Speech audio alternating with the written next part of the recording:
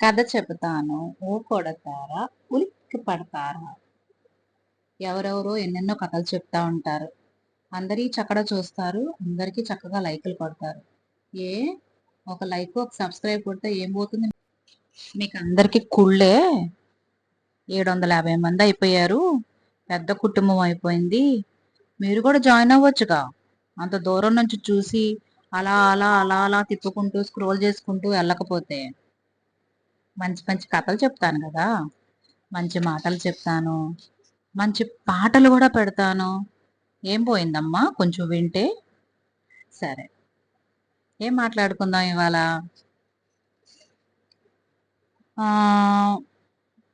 పేదరాశి పెద్దమ్మ. విన్నారా ఎప్పుడైనా పేదరాశి పెద్దమ్మ గురించి? చిన్నపిల్లలు ఎప్పుడు వినుండ్రే.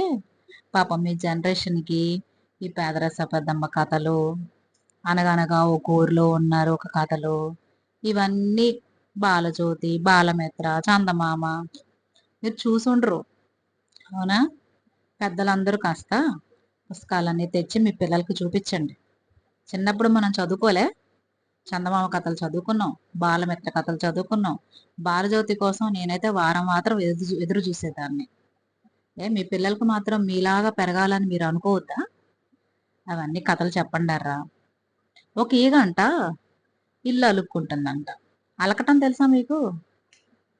పేడ మట్టి కలిపి చక్కగా నున్నగా దాన్ని ఆ ప్రదేశాన్ని స్మూత్ గా చేయటం దాన్ని అలకటం అంటారు.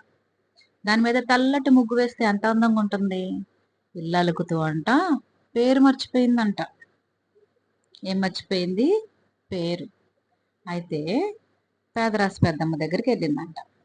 పేదరాశి పెద్దమ్మ, పేదరాశి పెద్దమ్మ, నేను ఇల్లు అలుకుతూ ఉంటే నా పేరు మర్చిపోయాను, నా పేరేంటి అన్నమాట. అయితే పేదరాశి పెద్దమ్మ అందంట, నాకు తెలియదు, నా వెనకాల దొడ్లో కట్టేసిన ఆవు నడుగు అన్నట్ట. పేదరాశి పెద్దమ్మ, పేదరాశి పెద్దమ్మ ఆవు దొడ్లో కట్టేసిన ఆవు దొడ్లో కట్టేసిన ఆవ, నా పేరేంటి అన్నంట. నాకు తెలీదు, నా కడుపులో ఉన్న బిడ్డను అడుగు అందంట.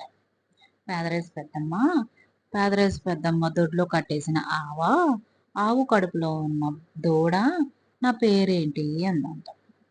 ఏమంది? నా పేరేంటి అన్నట్టు. అంటే నీ పేరు ఈగా అందంట.